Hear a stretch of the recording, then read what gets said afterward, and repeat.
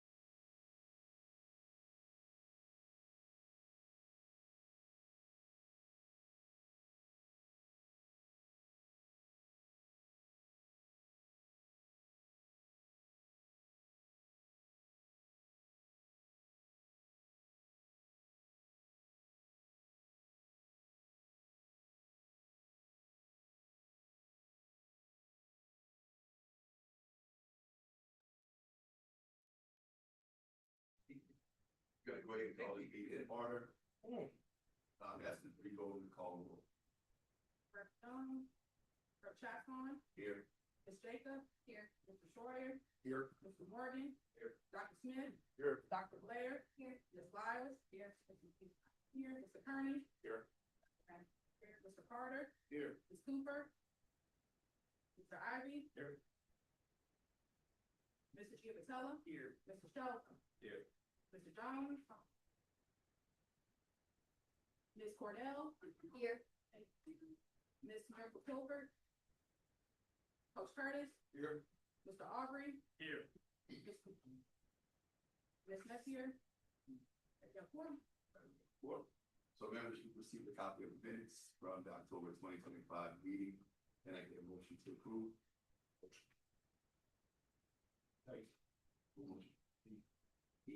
Motion by. Second by Ryan. All right.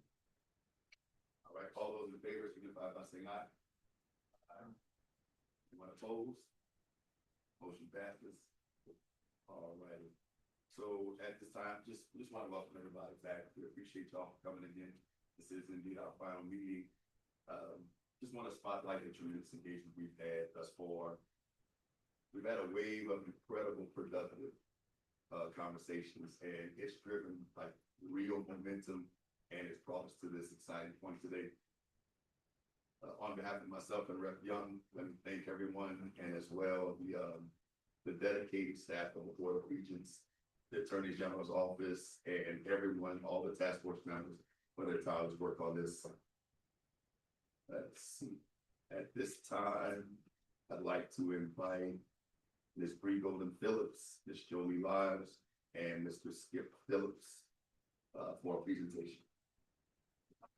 Thank you, everyone. Good morning.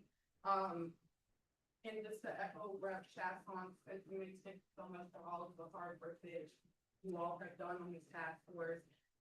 Since the last meeting in October, we've had a really robust conversation on the legislative recommendations and the best practices to go into the report.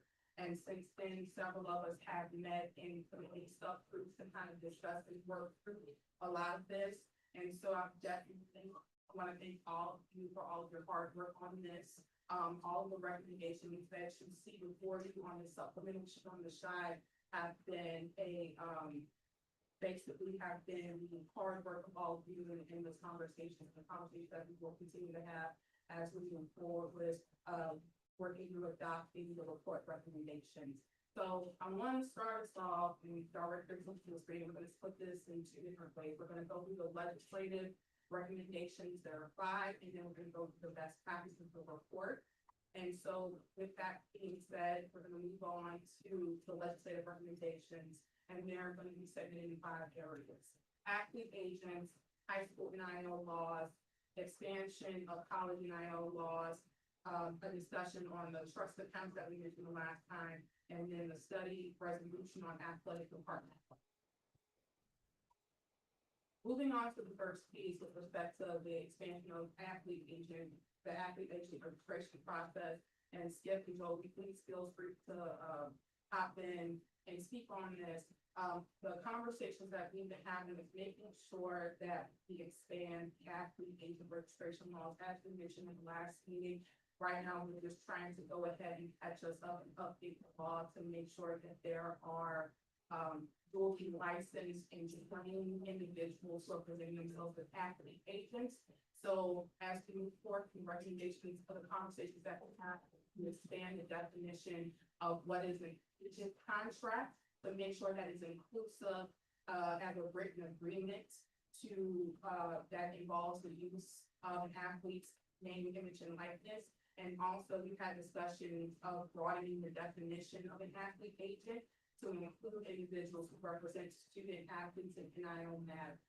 And then in addition to that, another piece of this is making sure if we expand this registration process to those who are presenting themselves as athlete agents who handle NIL matters to make sure that you are appropriately trained and that they can pass a background check. With respect to the trainings, we will work with the Attorney General's office to make sure at the least that they are trained on the state laws of what their obligations or responsibilities are as an athlete agent in the state of Louisiana.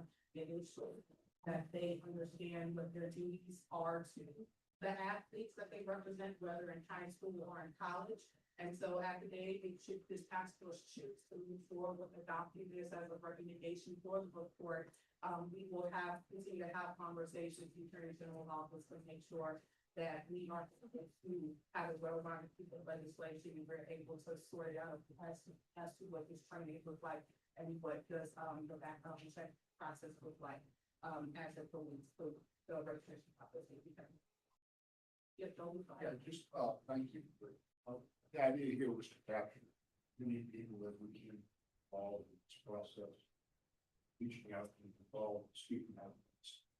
Regulate as best as we can. There's always going to be sound, right? You can't. But what we can do is make sure that included some categories of folks, marketing reps, who may view themselves as doing something different. But really, in fact, they're included in this definition because they are engaged with student athletes for the purpose of putting together some sort of a deal, right? One of the things we may want to include in this legislative remedy is either providing a remedy.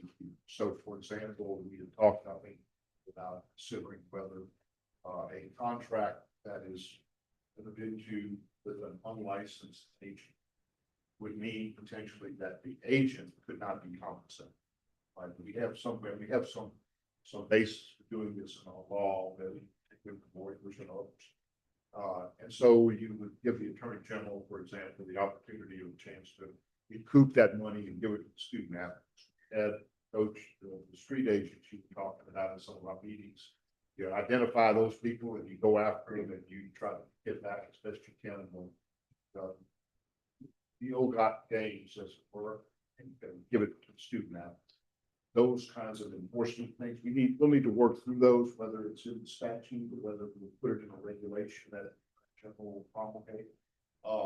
And we'll probably want to do some regulations just to lay out specifics. Keep this very kind of general like it is now, and then promulgate some regulations about what the registration process looks like. Hang it on a website somewhere so a student athlete can go to it and find out if their person is contacting them is in fact licensed. But then all of the requirements. One of the things that we had talked about that we liked was at least an initial background check. That's not anything new.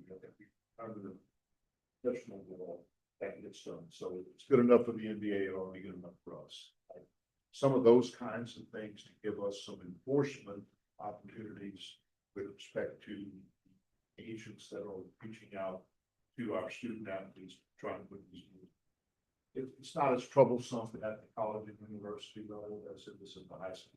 I thought that was one of the things that came out of our discussion. That's a different category, and we could probably be maybe a little more interested in those folks initially anyway. Because folks from colleges and universities pretty sophisticated about this.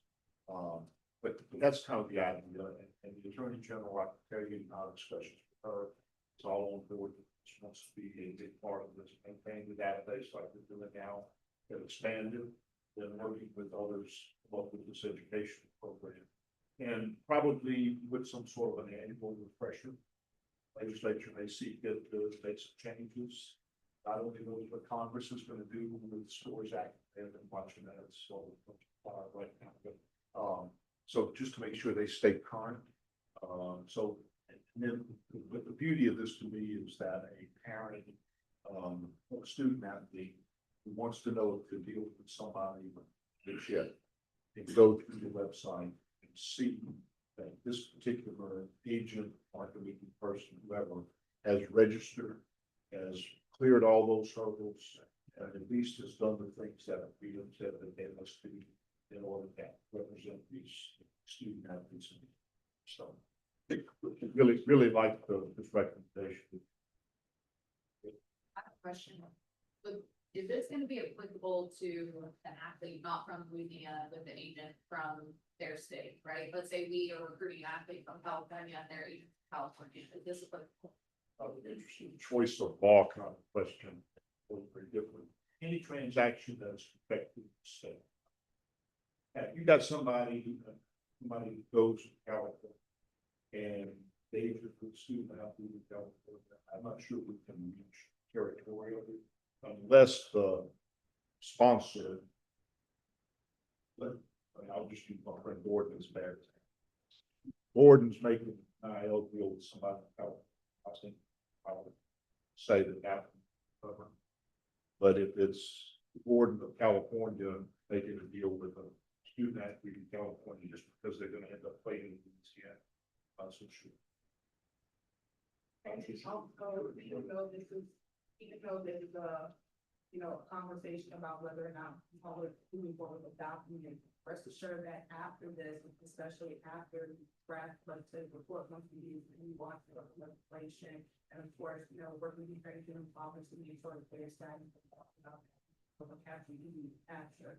We want to be able to capture that as well, whether or not, we have the restrictions to be able to regulate it, to be basic strictly. So we can continue to work through some of the small nuances. There's one other thing. That point, through the National Association of Attorneys General, people are gonna be picking up on the plan, especially if we don't get any national legislation. That's a nice, neat vehicle for us to coordinate activities like this and maybe come up with some agreements, cross state line agreements that will address some stuff in talk.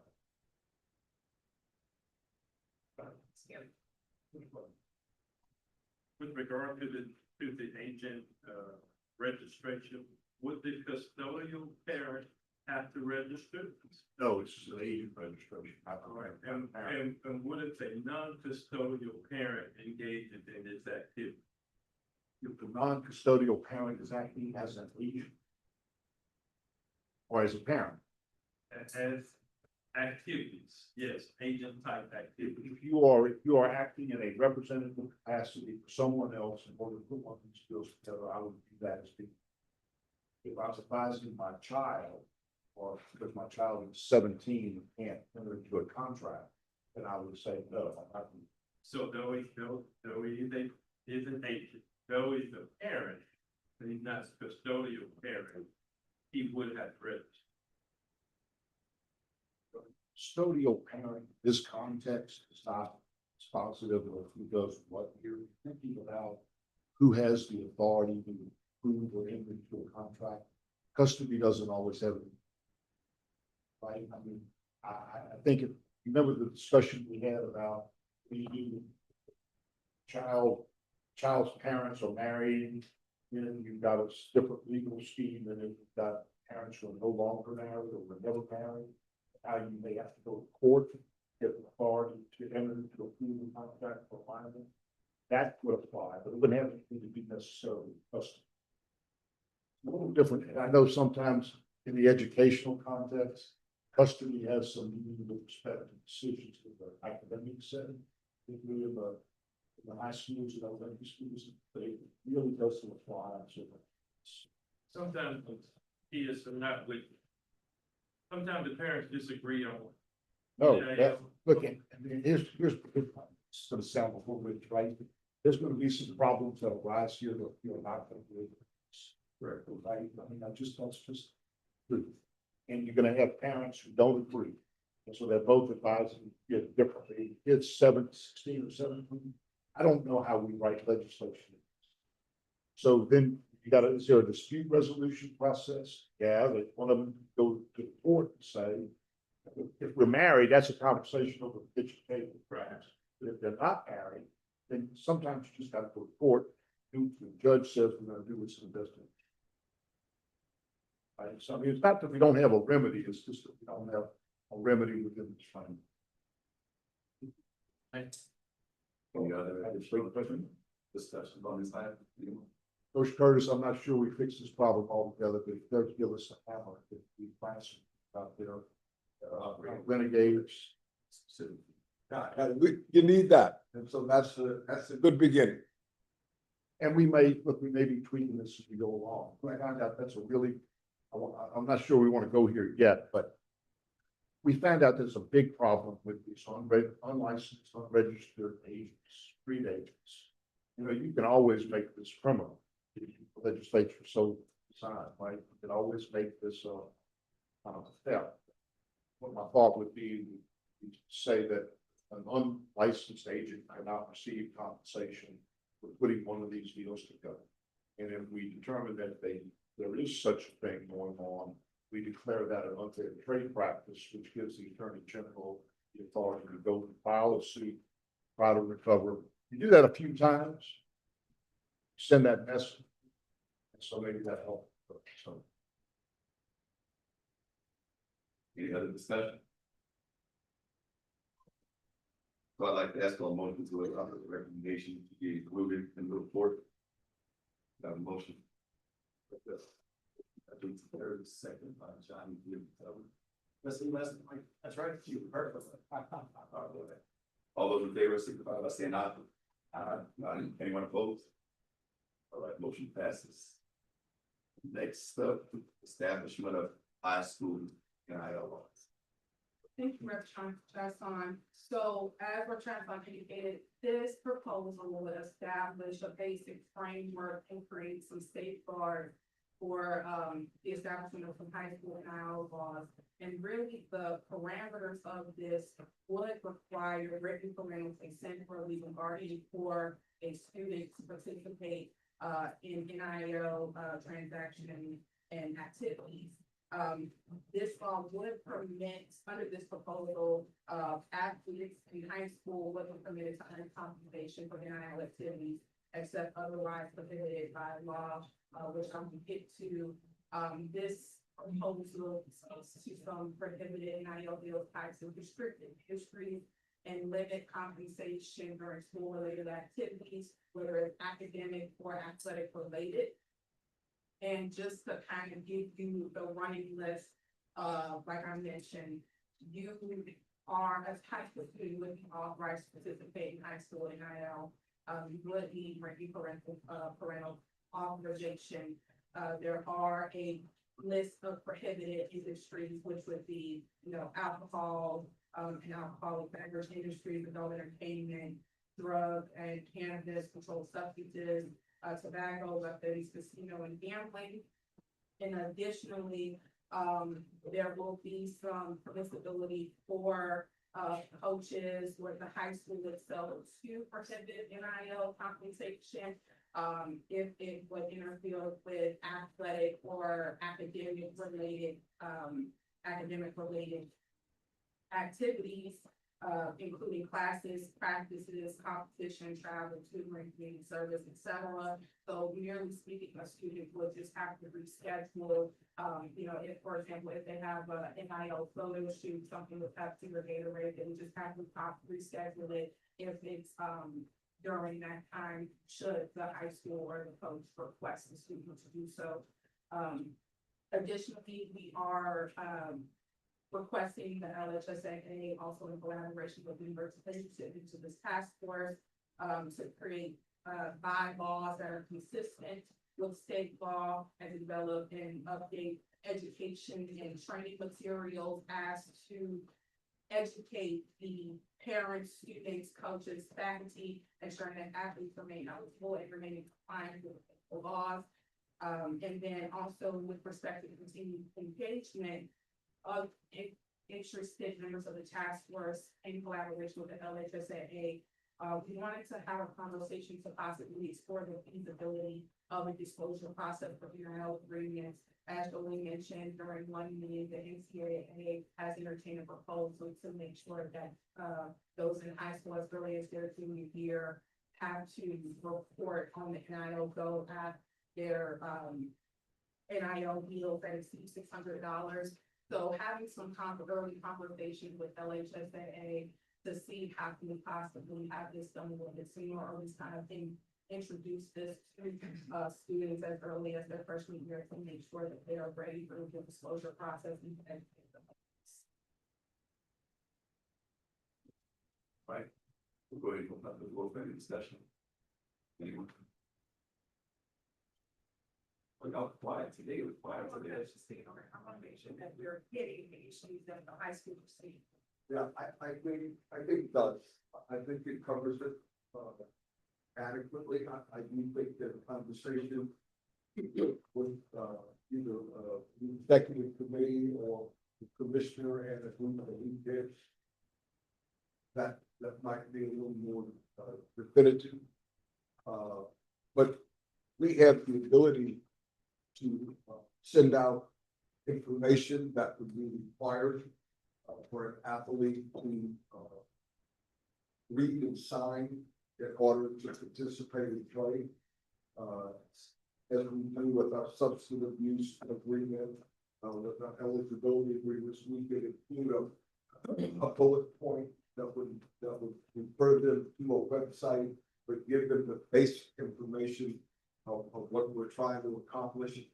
And then have them sign that in order to compete. That way, at least we know everybody has had the opportunity to look, read, and then further investigate if they want to. So I think we're on the right path. I think there's more that we can add to it from the LHSAA perspective. For those of y'all that are not familiar, we meet in January, proposals were made by either individual or principal, usually backed up by another one or the executive committee. And then that's presented to the whole body and voted and it can go into our bylaws. And I think that there's a little more we can add from our perspective, but that's the conversation with them, not necessarily. Anyone else? I agree with everything, Coach said, there's gonna have to be some more conversations after January, after we go through our session. But I think we're on the right track, having that documentation in their folders, when they come around for folder check to make sure everybody's on board is definitely gonna be paramount. And, we're on the right track. You know, due diligence, that's gonna be the big hurdle that we have. So let me ask you a question about this. Take over. So for the quarterback that you know, that's earning plus $100,000. With that, with they be able to provide by that, or in your opinion? Yeah, I mean, everybody. I think it's complex enough, but it's complex enough in the same voice to cover everybody. And, we're definitely on the right track to get ahead of the train that's coming down. All right, well, at this time, I'd like to ask for a motion to adopt this recommendation. Be included in the report. I have a motion. Motion. Slides. All right, all those in favor, signify by saying aye. Opposed? That motion passes. Up next, an update, possible revision for college and NIL laws. This proposed recommendation already kind of does what a lot of the institutions have done so far, and is in line with state requirements as it relates to NIL. It is recommending that each institution, management board of institution adopt the policy implementing the provisions of state NIL laws by August 2026. It's going to include elements that are already existing in state law. As I mentioned, a lot of the institutions represented in the firm are already doing that. Your policy should at minimum address collegiate athletics compensation, how the institution is involved in NIL and revenue sharing, advising students on the use of institutional marks, representation by active agents, the availability of mandated workshops and resources, and how the policy is to be fully enforced. In addition, this proposal is also recommending that there be a designated person who can be a point of contact for NIL requirements on each respect. Right, so for discussion. The only question I had is, I know it says that each management board and post secretaries, because of the vastness of each of our institutions, difference in that would be more beneficial when it's required for institution to do it versus management board to have a set, like, I worry about having ULS system, chief system, everyone having their own policy from the board perspective. Yet how it trickles down to the institutional. Nation of said funds. Just because of the resources they. Vast array of resources. I know the way the current law is written already says that your infant court has their policy, which yours does as an example. And it kind of sets out the minimum framework, which basically is an adaptation of current law. And so I do know that once you are required to adopt the management board policy, you all have an opportunity to do your own policy. This can't deviate from management board that you're able to put in additional nuance that may be, applicable to your campuses, that may work for your campus culture, what resources that you already have available. So it really isn't deviating much that's already required that you already have. The only thing that the report is recommending is that you just have a point of contact of the client. Other than that, your management boards, for the most part, that are represented in this room, you all have a policy. So it's not really deviating much from the already law. It's just saying that you have to have these since you opted into the house settlement and that you just have the policy supposed to law. Yeah, I guess I just worry about the restricted nature that it could be. More money, some, that's all. That was all I'm concerned. Right, that's how. So we'll open up the floor for any discussion. Seeing none, I'd like to ask for a motion to adopt this recommendation to be included in the report. Motion. So moved. Please, have a second. Slides. All right, all those in favor, signify by saying aye. And all those opposed. Motion passes. Right, up next, trust accounts for high school athletes. If you all remember during the last NIL meeting, we had a conversation about the possibility of NIL kind of expanding into the moving law, which basically is a law for child actors that allows them to have trust accounts for 15% of the contract that they can turn into. We have had a lot of behind the scenes discussions of what implementation for that may look like. And I know I've heard from folks about Chaslon who has a personal interest in this because based on conversations that we have confirmed from Coach Curtis and Dr. Smith on the possible secretary nature that could come with individuals seeking high school athletes. There is a mutual making sure that their money is safe for having that have something by the time they earn money after high school is over with. I will say that after having additional conversation that we may possibly look into making as a study resolution, just to look at the feasibility of this project and say, let's stay with the let's study this a little bit more. But I know that there are some concerns of the establishment of trust accounts, educating parents on trust accounts, and so forth and so on. So I did want to put that out there that the recommendation currently is making this a study resolution with the feasibility of possibly implementing this. And this is personally, this is all in an attempt. So a lot of people know Uncle Fester, this is the picture, but a lot of people don't know that Uncle Fester, being just a guru himself, more famously, so he was a child actor in one of Charlie Chaplin's movies, and he earned a decent amount of money, but then extrapolated into today's prices, I mean, to the tune of $50–60 million that his parents spent. And he was only able to recoup possibly $125,000 of money that was spent. So we want to go out our way to try and protect these kids.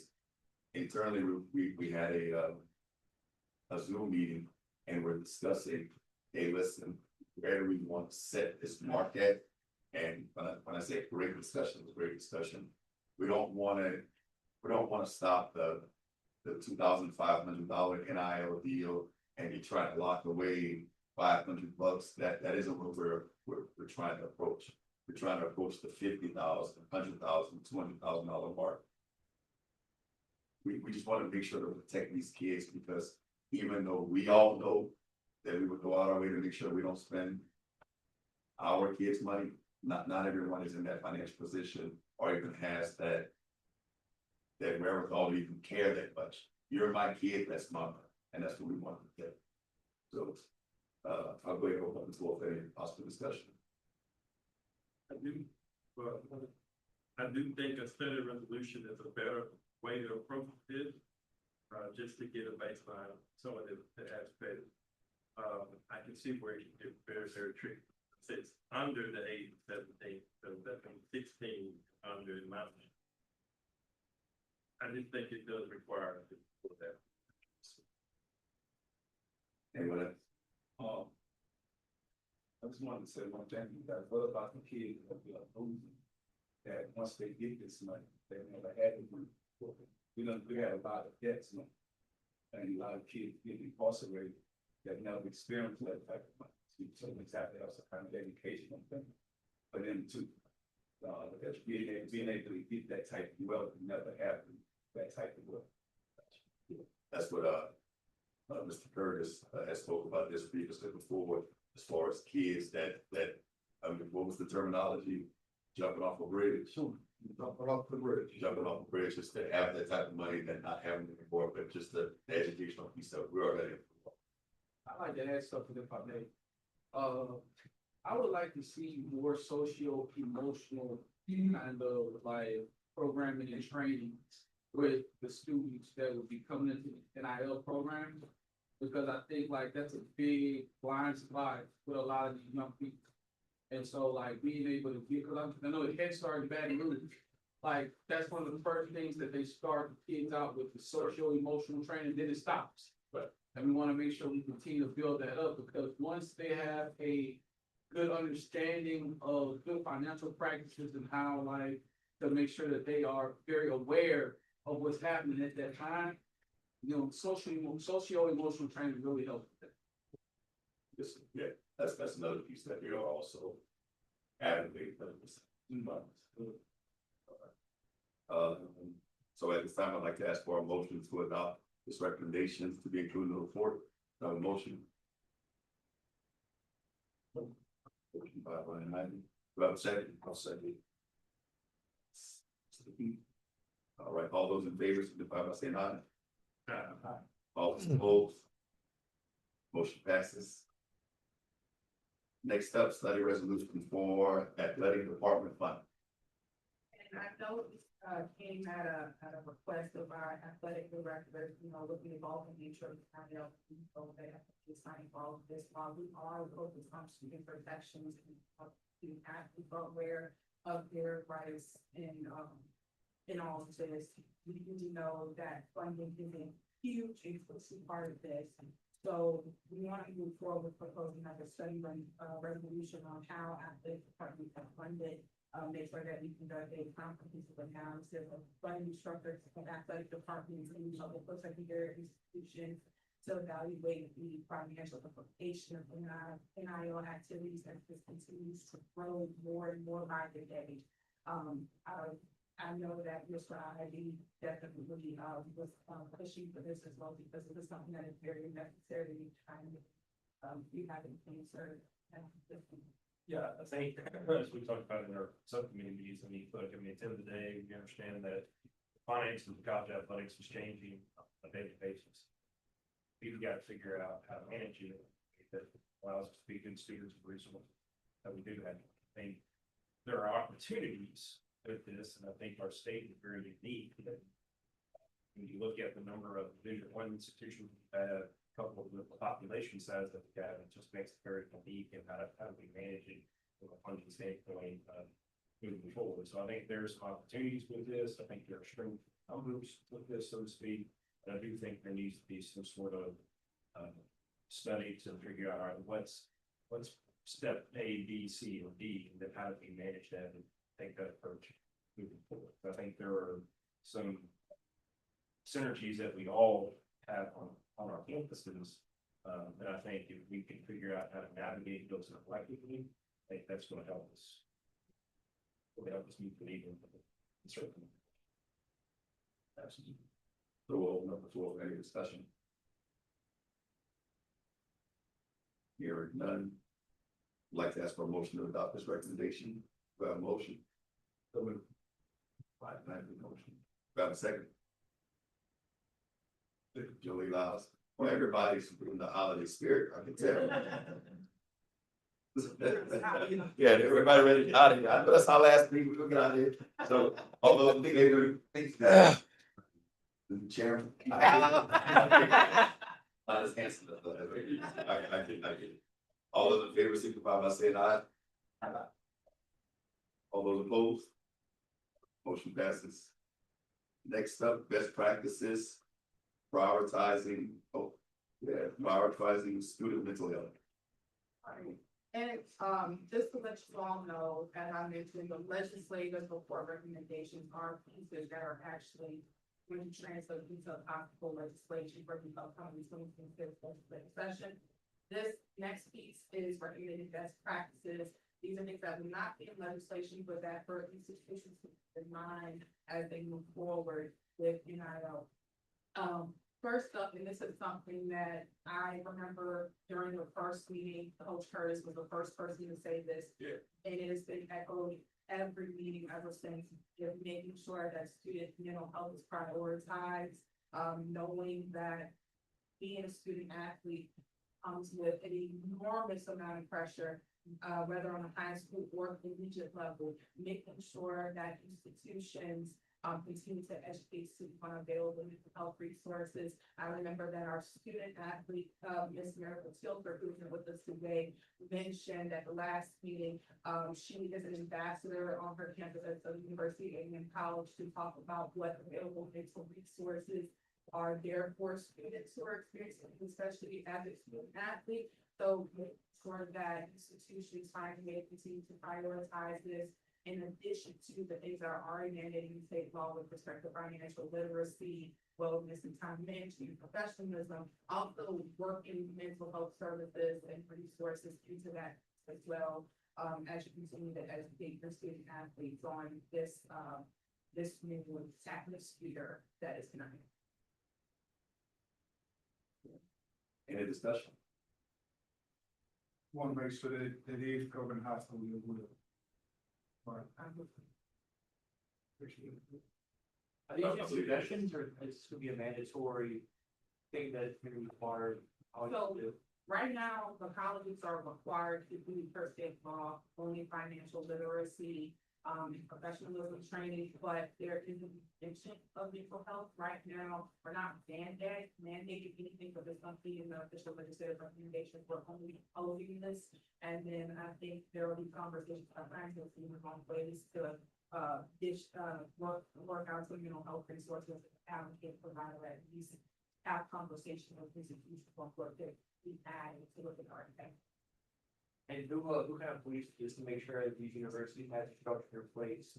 Right now, the management board is supposed to police your policies and look like what they're supposed to do forward.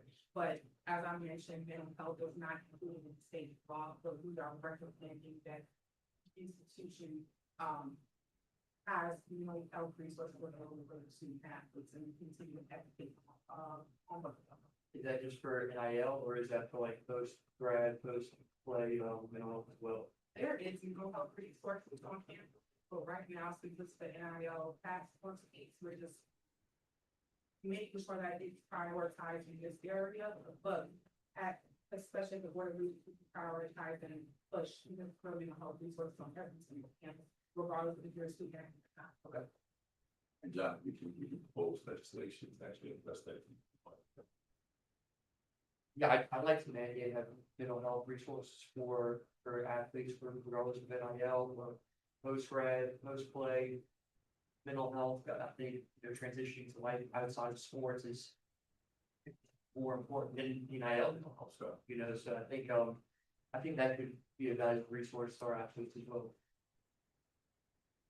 Absolutely. I think it goes back to like we've talked about before. I've said this multiple times. First college athletics. We live in a world of unfunded mandates right now. And I think we just have to be really careful on what we do mandate or what we do require, because I agree with you. I would love to have, specific dedicated personnel for our student athletes that they manage us from a sports psychology standpoint, mental health, or whatever we need, but ultimately right now, I don't have the resources. So it requires it, and that's going to take away from something that currently can't. So I would just you know, just go back to the world that we live in, unfunded mandates, and not specifically, you know, this group or this state, but just state college athletics in general is in the unfunded mandate state. But we just need to make sure that we pay for it. I'm not on the meeting, but can I just add one point to that? Because I know coaches talk about this as well. So I think the framing for us is around student success, and this is part of that conversation.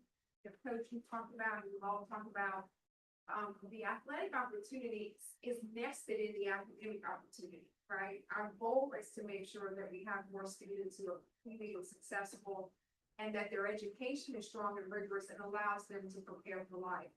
Perhaps their athletics will allow them to do so as well, but at a minimum, we want to make sure that we're getting students to and through and they're prepared for life with their degrees and their credentials.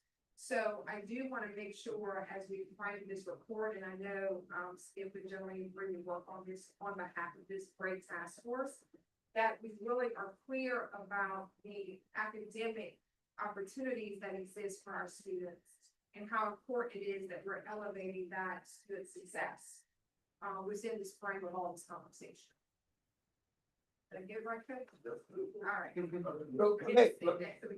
Let me ask this question, and I don't know, rather than mandate, could we ask the university to provide a course that would be recommended that a student take, regardless whether they're an athlete or not, on transitioning out of the college environment into the real world and expectations and all With the university, you mean like specific each university has it? yeah, for all of our state universities. Yeah. And I don't know how that works, but it would seem to me that if that course was available as an elective, then all of our academic counselors could certainly say, we want you to take this one.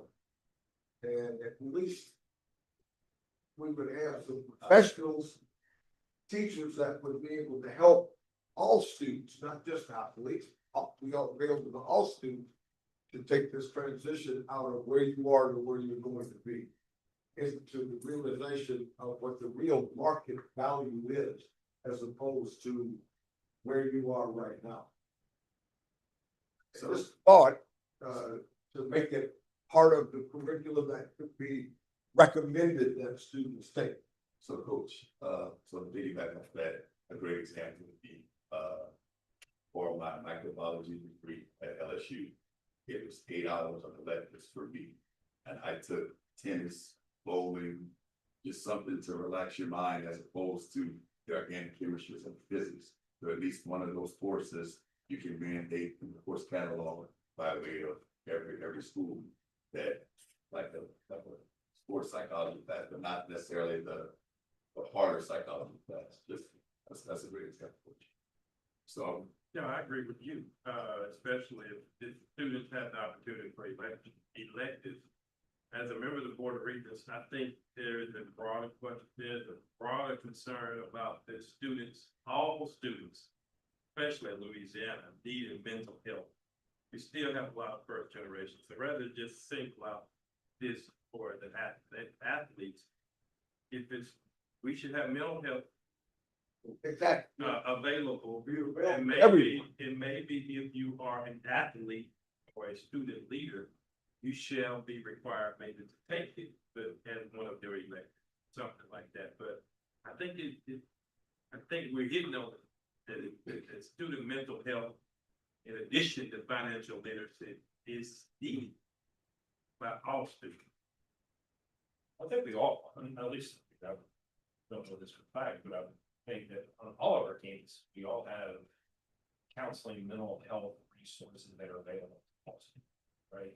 The question then becomes a ratio of counselor to student, right? And how do you manage the workload of said counselor and what's going on and balance the needs of a general student versus the challenges of a student athlete and the differences that come, right? They're similar in some ways because they're managing course workload and managing, some of them may be managing jobs, managing grades, managing personal issues, right, managing family problems, and all these things, yeah, I mean, they're managing these things, but then you add the component of the athletic piece to their plate. And so how do they cope with those pressures that come along with it, especially some of them at the highest level with having to manage the social media onslaught that comes with this, right? And other things, and maybe they don't play as well as they would like. So how do you deal with those type of things? I think we're all having those, we all have those type of resources on it. It's just we don't have enough of it. And this is where I think that the course, I think, would be interesting in a transitional type course. But I would almost wonder if you go down that road, like I wonder about changing degree plans and degree audits and how do you manage what that looks like, right? And there's progress towards degree requirements that we have to have from an NCAA perspective, and how does that fit in with those PGD requirements and getting those benchmark percentages that we got to have. But I also think this could be an opportunity to potentially get outside individuals to come in with that help, right? Because ultimately what we want to do is take student from here to here. Well, the best person to be able to go from point A to point B is someone that's already in point B, right? That's already done. So how do you get professionals in the workplace to come do that? How do you get people to help? This is what you need to be thinking about as well. And I think we all, to some degree, do that with our local partners that we have within our respective communities. And so how do you codify that in a way that helps to move this forward? I think it's just, again, it goes back to the bandwidth, it goes back to workload, it goes back to, how do we manage that and create this system in place that allow us to do that. The discussion. I want to add that too, that Ryan's absolutely right, because by the time you finally get a student athlete sometimes to agree to go see the counselor and do the health side of things, they don't have the capacity in that office to be able to take in the time to fashion. A lot of times we'll send somebody or they agree to go, but it's a month before they can actually see someone. And they've got those issues that they're trying to deal with. Being a student athlete obviously has more challenge than a regular student sometimes. But then they're sitting there for a month. By the time they actually get to their appointment, they either no longer want to go or the challenges change. So I think being able to have those resources is great, but I think every university has a challenge trying to get enough counselors and enough people to be able to see.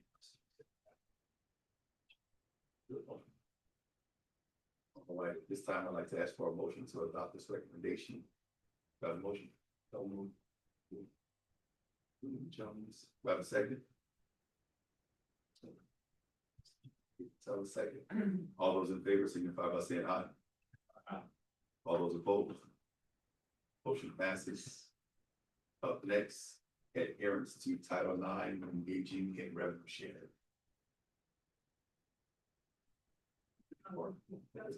So we'll go to uniformity, address international athletes NIL compensation policies.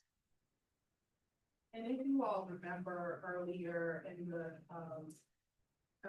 earlier meetings, Skip did a wonderful presentation on, the risk associated with possibly having international athletes participating in NIL bill, considering the risk associated with their student visas and whether or not that is considered as active or passive compensation and not wanting to risk their visas.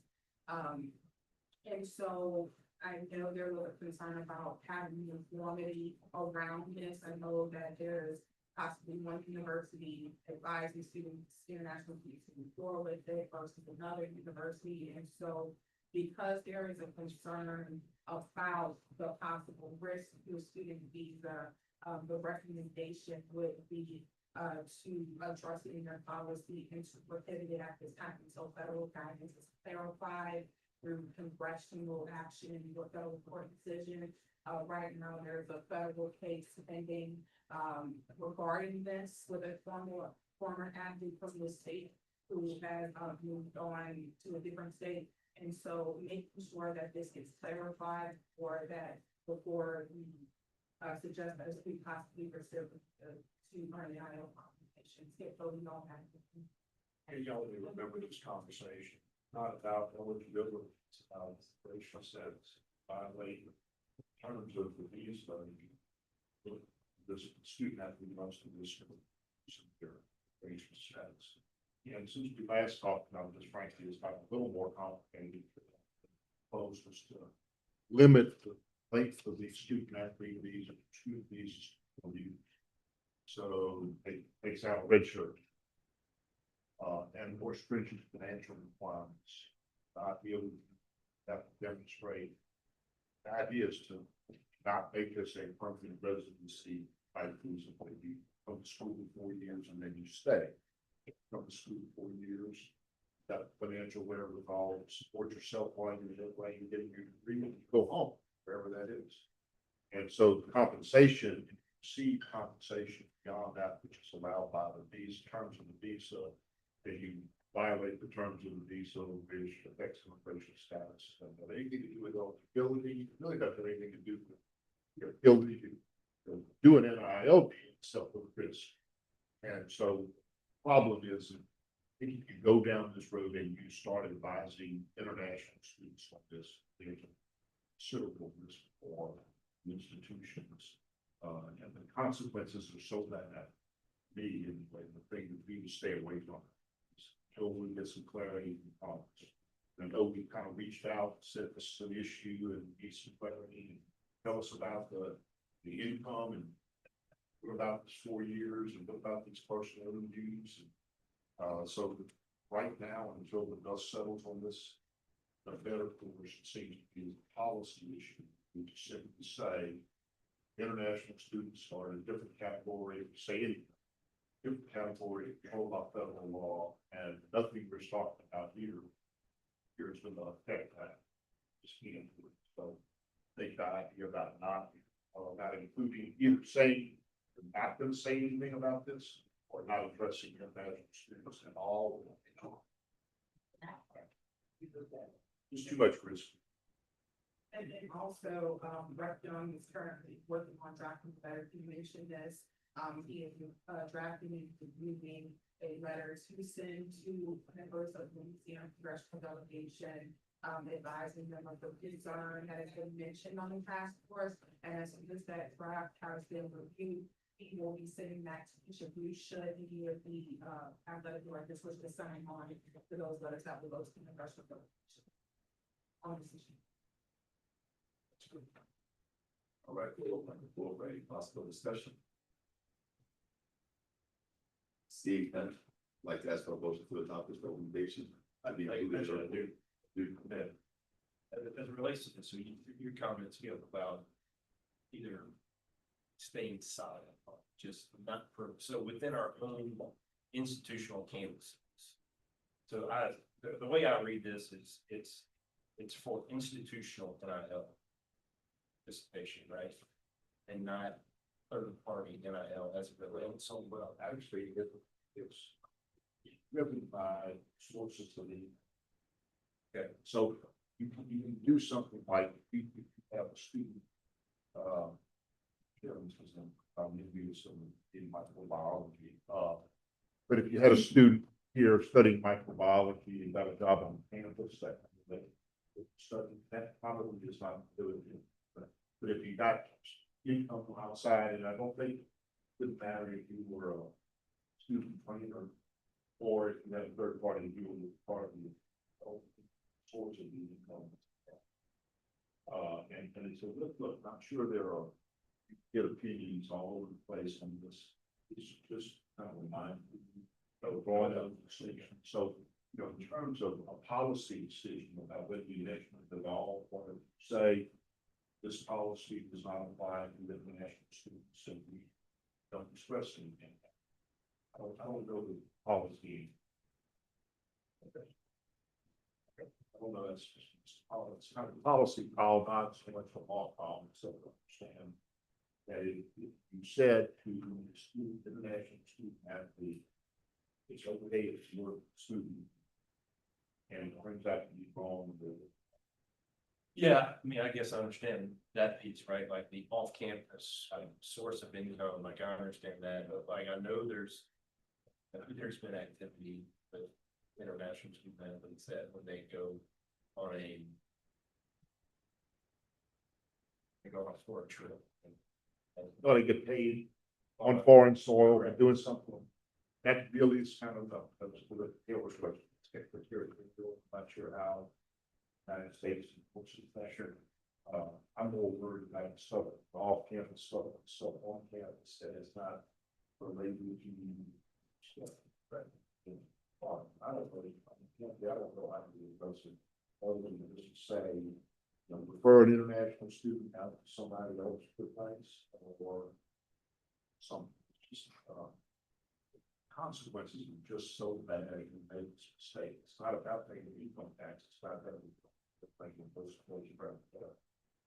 And the uniformity we're asking here in this best practices across all campuses or just within each institutional policy.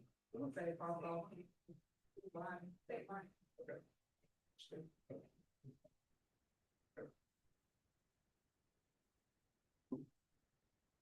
Do I have a motion? This Lyles. Do I have a second? About to say Ms. Lyles again. That's not good. All right, all those in favor, signify by saying aye. Aye. All those opposed? Motion passes. Up next, adherence to Title IX when engaging in revenue sharing.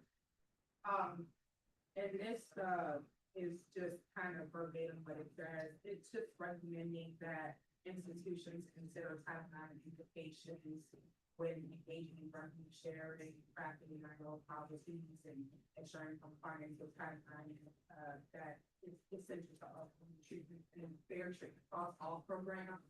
I don't know if there's always wanna chime in on that. The only thing I would add to this is that discussions with the Attorney General, she mentioned this. There tends to be some sensitivity to how, I don't think anybody knows the age. Right, but the sensitive to how anything you sharing, particularly how it affects your time. Maybe that's can of worms kind of thing. Maybe the talk about study resolutions and that sort of thing. Maybe this is one of those topics. Like Lawrence and those study. I don't know.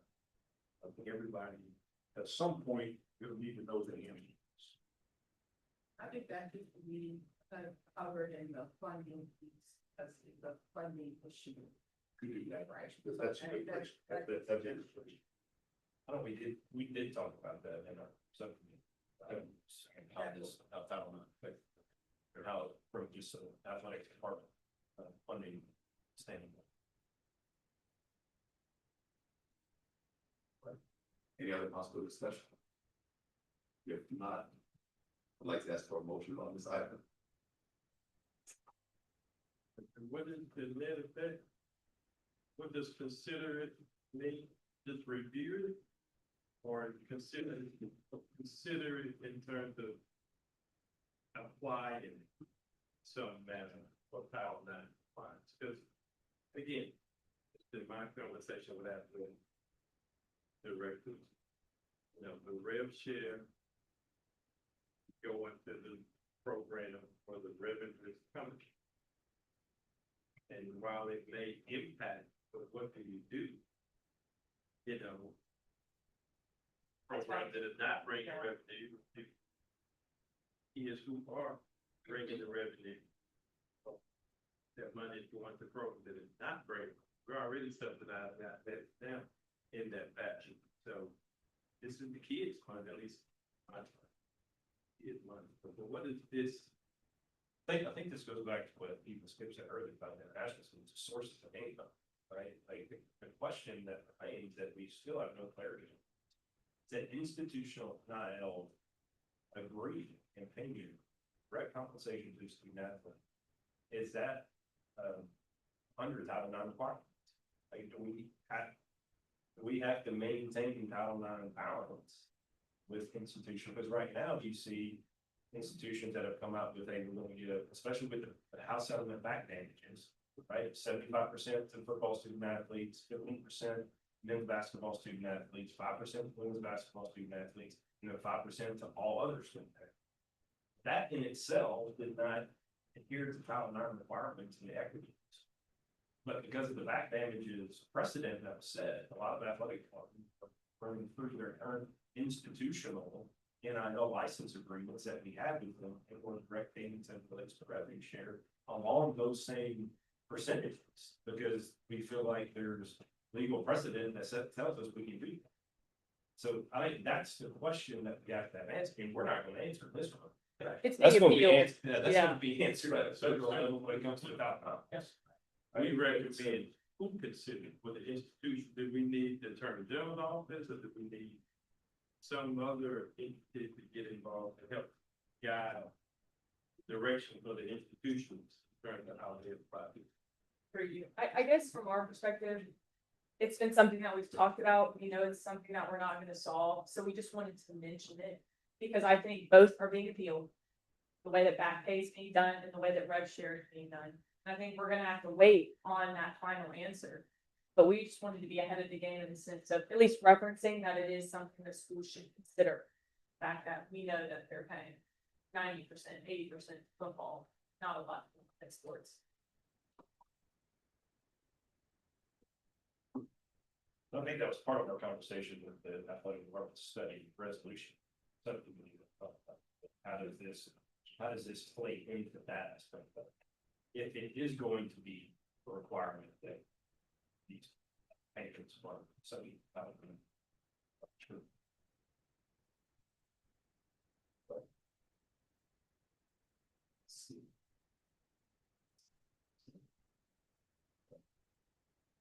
Like to ask for a motion to adopt this recommendation. Slide. Oh, move. Private man, second, Right, all those in favor, signify by saying aye. All right, all those opposed. Motion passes. We already. All right. So, on behalf of myself and Rev. Young, I guess, if you don't mind, there was two things, one of which came up before that we kind of heard, sorry, it was not the Public Records Act. And, you know, we talked about maybe not addressing it here, and I just wanted to let you know that it's still under discussion, in another forum. It's people who want to propose some changes to the Public Records Act that might include what we talked about here, but include some other things too. And remember, there was a notion of competitive disadvantage. So that if we have to produce a contract that a student has to, in a university, it's a private third person, issue public money, some discussion about competitive disadvantage in conferences, even among schools within the state. So I just wanted to remind you that we had that conversation. You'll good to make sure that whatever happens on the public records front large, there's some consideration of that is given. Not sure we want to put it, single it out in this bill. It's kind of like maybe being targeted on the bill when it's sort of sense. So that, and the second thing are good is, the Attorney General had suggested that, once the work here is done, we can call the task force that we continue to have some of these topics that we talked about, how we don't know the answer to, how they continue to emerge.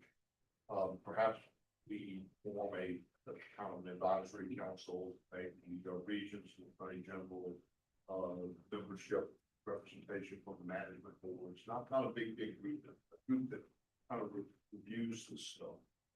We've got a whole bunch of stuff going on with the College Sports Commission, NCAA, Sports Act. Try to make sure that on a regular basis, we at least think about what's happening in the market, whether we make additional change. So I'll offer that to you. Then I have one other request. Listen, can y'all tell me how many institutions, colleges, if any of them are signing or not signing the College Sports Commission letter? Did y'all get a letter from Texas Tech or from somebody asking you not to sign on to the college sports commission? The only institution in this room that can sign that right now would be because they're part of the So nobody else? The A4 groups has to sign it before it goes to any other additional institution. There are some issues with, including if signing us. And that's a big problem. You know, you waive your right to having any remedy. And this environment, the only remedy you really have might be court somewhere. I was just curious about, The deadline to sign it has come and gone. Yeah. And to my knowledge, not many at All all, of if any, signed. all of Everyone, all 68 had to sign it before it could go in. Had to go in. that's Jim, thank you.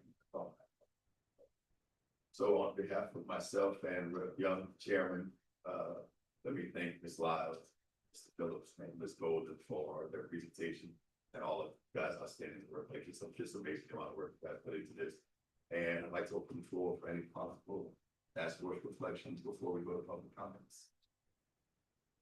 Anyone? I'll say, I'm gonna continue to express some gratitude to all you guys for being a resource for me. I started at UNO 6 months ago. So for you guys to help me out with my endeavors and my lack of knowledge and that the college realm has been awesome to see. And, rising water and creates all shit. So to see me raised up like that, I think it was special. You have you guys contribute and get UNO back where it needs to be. I think the UNO is a vital part of New Orleans and the state. So for having you guys help out means a lot to us. Thank you for joining us. So at this time, we'll get to public comments, Mr. Golden. Any instructions on how we move forward? What's next? So what our office will be working on with the attorney general's office is actually getting all these recommendations and from the legislative report, which is good in January. So we'll be working on that around the month of December, a little bit of January, so make sure that you all get it when time you have the circulating draft. So that you have the input if needed. You can do some subcommittees if there's something that will address. But this is the crux of the report, plus or minus some historical information on past, current, of the precedent that needs to be included in that. But other than that, I'll research the draft report. So at this time, I'd like to open it up for public comments, and before we get started, I'd like to introduce a guest we have. This gentleman is president of basketball operations for the University of New Orleans, better known as Master P, Mr. Percy Miller. And I'm not going to tell them your record against me in the rec at LSU. Just so that you'd always ask to be on my team. Yeah, anything?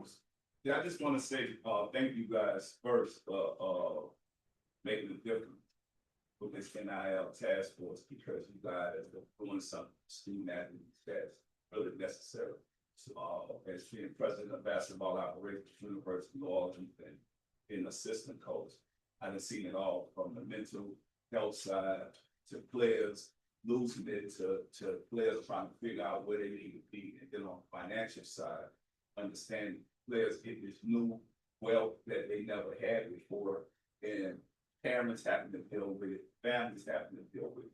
And that's what I was saying, that we're losing players, we're losing parents, parents are falling apart because now their kids are the head of the household. So being able to educate is so important. And we talk about Louisiana athletes, student athletes, most important is so important for us to show that love and to educate them and prepare them for this journey that they're going on. Because now it's just a year journey. It used to be 4 years. So now these athletes might come to a school for a year and then they transfer or go somewhere else, or their career's over, or they don't have this wealth after 4 years. So where's their mental, and they feel like they feel their parents or feel their family, because this NIL money for some families is it. Like most of these kids that we talked about, I had a situation where we thinking that, okay, how do we educate the parents and how do we educate the kids? Because the kids never had the money before and the parents never had the money. And so now we're losing families now, because now you got an athlete thinking, well, I'm taking care of the family now, I'm the parent.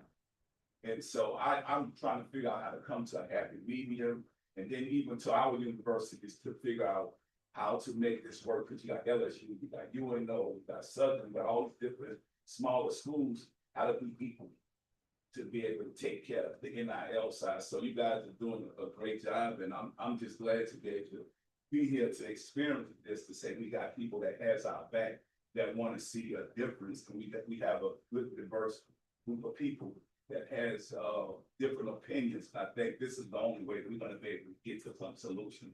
And if we continue to keep doing this in love, I feel like we're gonna help the next generation. And so I'm just grateful and thankful to be here. Thank you. I think we got a lot of common partners today. Right. Well, it's been lovely, everyone.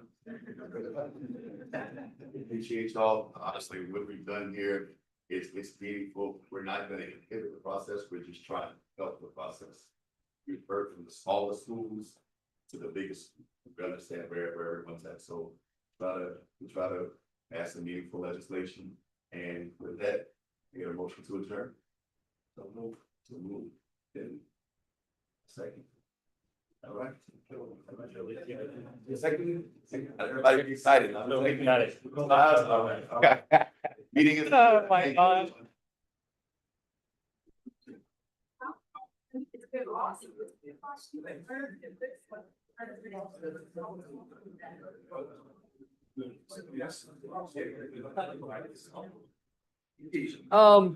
You know, we're gonna be like you guys.